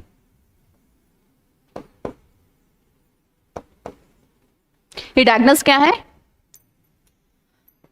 तो जितने भी डायगोनल्स मिले हैं ये हमने फास्टा की हेल्प से फाइंड आउट किए हैं, जिनको हम क्या बोलेंगे? Identical sequence region. इन आइडेंटिकल सीक्वेंस रीजन को हमने डायगोनली रिप्रेजेंट कर दिया 2 डायमेंशनल मैट्रिक्स में। अभी क्या करें? These are all possible ungapped alignment are found between 2 sequences with the hashing method. Hashing method का यूज करके हमने जितने भी पॉसिबल अनगैप्ड अलाइनमेंट मिले उनको हमने दोनों सीक्वेंसेस के बीच में उनको हमने यहाँ पे रिप्रेजेंट कर दिया एज अ डायगोनल। अभी क्या करेंगे? अब इस अलाइनमेंट को, जो हमें अलाइनमेंट मिला है, जितने भी आइडेंटिकल सीक्वेंस रीजन्स मिले हैं, इनमें हम क्या करेंगे? एक स्कोरिंग मैट्रिक्स का यूज करके इनको स्कोर्स प्रोवाइड करेंगे। क्या करेंगे? इस अलाइनमेंट को हम लोग इसका स्कोरिंग करेंगे, इसको स्कोर प्रोवाइड करेंगे using a particular scoring matrix. Scoring matrix apply करने से हम क्या करेंगे, जितने भी 10 पॉसिबल अलाइनमेंट्स को फाइंड आउट कर लेंगे। यहाँ से 10 बेस्ट अलाइनमेंट्स आर सिलेक्टेड। जैसे ही हम लोग यहाँ पे अलाइनमेंट स्कोर अप्लाई करेंगे यूजिंग पर्टिकुलर सब्स्टिट्यूशन मैट्रिक्स, यहाँ से जितने टॉप 10 अलाइनमेंट हैं वो सिलेक्ट हो जाएंगे, जितने भी बेस्ट अलाइनमेंट है वो सिलेक्ट हो जाएंगे। तो कुछ 10 बेस्ट अलाइनमेंट सिलेक्ट हो जाएंगे।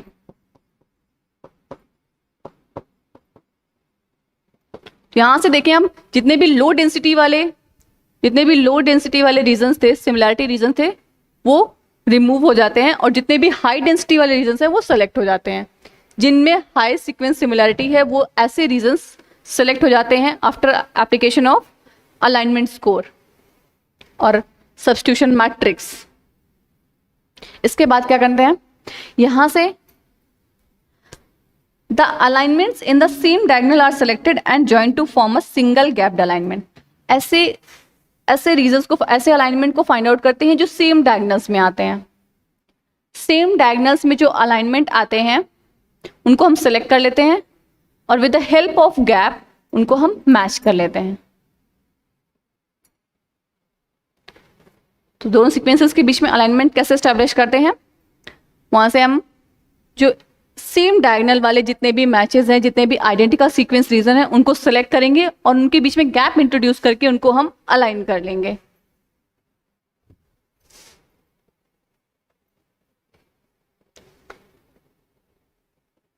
Next is statistical significance. FASTA method जो हमने अलाइनमेंट फाइंड आउट किया है उसका हम लोग स्टैटिस्टिकल सिग्निफिकेंस चेक करेंगे। तो उसके लिए जैसे हमने ब्लास्ट मेथड में क्या चेक किया था, स्टैटिस्टिकल सिग्निफिकेंस कैसे चेक किया था, कैसे उसको वेरीफाई किया था, यूजिंग ई वैल्यू का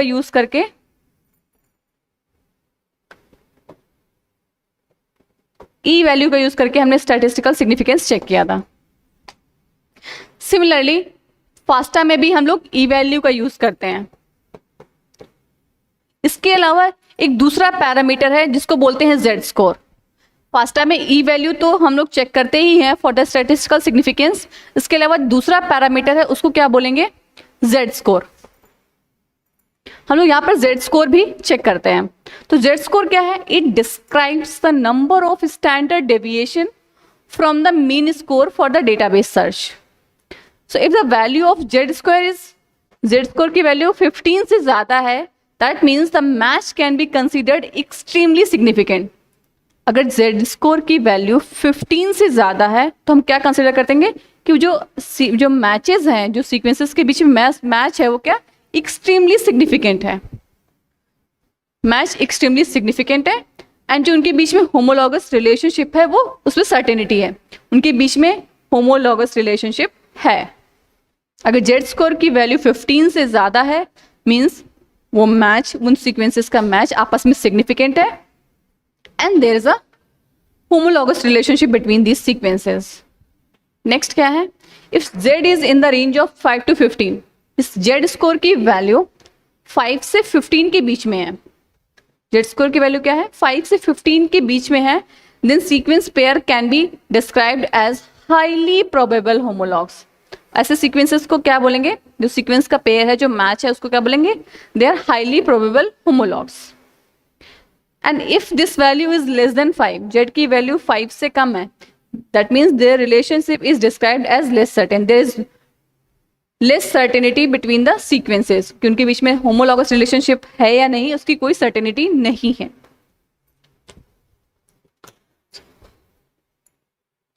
तो इस तरह से हम फास्टा मेथड में स्टैटिस्टिकल सिग्निफिकेंस चेक करते हैं। पहले तो हम ई वैल्यू से चेक करते हैं, दूसरा जो पैरामीटर है वो क्या है, जेड स्कोर। नेक्स्ट यहां से हम लोग ब्लास्ट एंड फास्टा के बीच में क्या डिफरेंस है ये फाइंड आउट कर लेते हैं। What is the difference between BLAST and FASTA.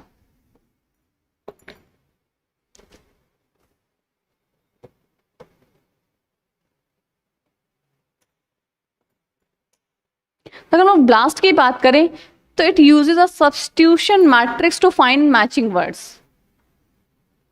यहाँ पे क्या करते हैं, मैचिंग वर्ड्स को फाइंड आउट करने के लिए हम लोग सब्स्टिट्यूशन मैट्रिक्स का यूज करते हैं। हमने ब्लास्ट में क्या पढ़ा था, जब हमारे पास एक प्रोटीन का क्वेरी सीक्वेंस था वहां पे हमने ब्लॉसम 62 मैट्रिक्स यूज किया था टू चेक द मैच। जो वर्ड का मैच है उसको चेक करने के लिए हमने सब्स्टिट्यूशन मैट्रिक्स का यूज किया था। जबकि फास्टा में ऐसा नहीं होता। फास्टा में हम लोग क्या identifies identical matching words using the hashing procedure. जब हमें वर्ड्स को मैच करना होता है या के टपल्स, यहाँ पे तो हम लोग के टपल्स बोलेंगे ना वर्ड्स को। जब ब्लास्ट की बात करेंगे तो वहां पे हम वर्ड यूज करेंगे for the match, and FASTA में हम लोग कौन सा वर्ड यूज करेंगे, के टपल्स। तो ब्लास्ट में अगर हमें वर्ड का मैच फाइंड आउट करना होता था तो उसके लिए हम लोग सब्स्टिट्यूशन मैट्रिक्स यूज करते थे। जबकि फास्टा में अगर हमें के टपल्स फाइंड आउट करने होते थे उसके लिए हम हैशिंग टेबल बनाते थे, हैशिंग स्ट्रेटेजी का यूज करते थे, जिसके लिए हैशिंग टेबल बनाकर अमाइनो एसिड्स, एक तरफ अमाइनो एसिड्स लिखते थे और दूसरी तरफ उनके सीक्वेंस की पोजीशन लिखते थे, और फिर वहां से पोजिशनल डिफरेंस फाइंड आउट करके ऑफसेट वैल्यू फाइंड आउट करते थे, और जिन अमाइनो एसिड रेजिड्यूज की ऑफसेट वैल्यू सेम होती थी उनसे हम उनको अलाइन करके वहां से के टपल्स फाइंड आउट करते थे। दूसरा डिफरेंस क्या है, BLAST scan comparatively longer window size than FASTA. जो ब्लास्ट है उसकी जो विंडो साइज है वो फास्टा से ज्यादा है। कैसे, जो यहाँ पे वर्ड था, यहाँ पे जो वर्ड यूज करते हैं, तो डीएनए के लिए वहां पे वर्ड की लेंथ कितनी थी, 11 रेजिड्यूज, एंड प्रोटीन्स के लिए 3 residues. FASTA scan smaller window size, thus it gives more sensitive result than BLAST. यहां पर जो के टपल्स का साइज होता था we are window size, DNA के लिए कितना होता था, 2 रेजिड्यूज, एंड प्रोटीन्स के लिए 6 रेजिड्यूज। तो देखा जाए तो ब्लास्ट का जो विंडो साइज है वो सॉरी वो ज्यादा है in comparison to FASTA. Word में डीएनए के लिए 11 रेजिड्यूज हैं एंड प्रोटीन के लिए 3 रेजिड्यूज हैं।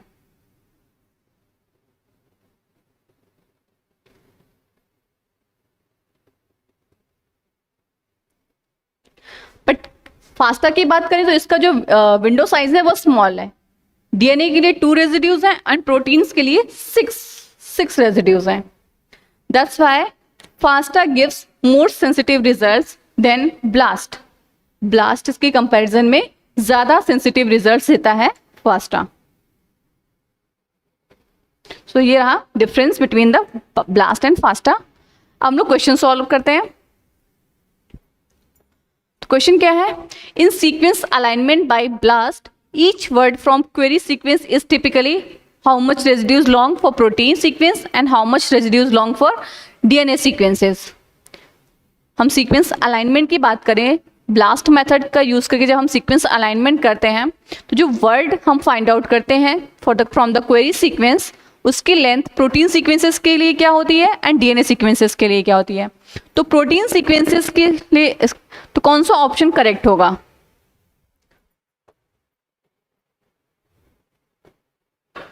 Which option is correct for this question. तो पहला क्या है 10 and 11, 3 and 3, third option 3 and 11, D is 3 and 10। So blast में जो वर्ड की लेंथ होती थी, जो वर्ड की लेंथ है वो डीएनए के लिए कितनी है, डीएनए सीक्वेंसेस के लिए 11 रेजिड्यूज है एंड प्रोटीन के लिए 6 रेजिड्यूज हैं। 6 residues for 3 residues, 3 residues for protein sequences. तो प्रोटीन सीक्वेंसेस के लिए कितना है, 3 रेजिड्यूज एंड डीएनए सीक्वेंसेस के लिए 11 residues. So third option is correct.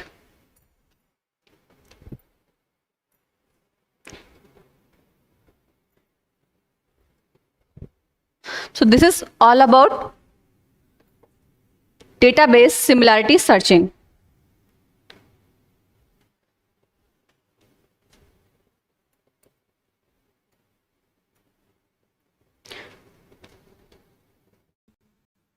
TLS online के प्लेटफॉर्म पे 15,000 से ज्यादा question with the video solution available है। इस प्रोग्राम का नाम है TPP test practice PYQ program, और इस प्रोग्राम में आप किसी भी टर्म को डालकर उससे रिलेटेड हंड्रेड्स ऑफ क्वेश्चंस के वीडियो सॉल्यूशंस इमीडिएटली एक क्लिक पर पा सकते हैं। तुरंत सब्सक्राइब करिए TPP program, test practice PYQ programme.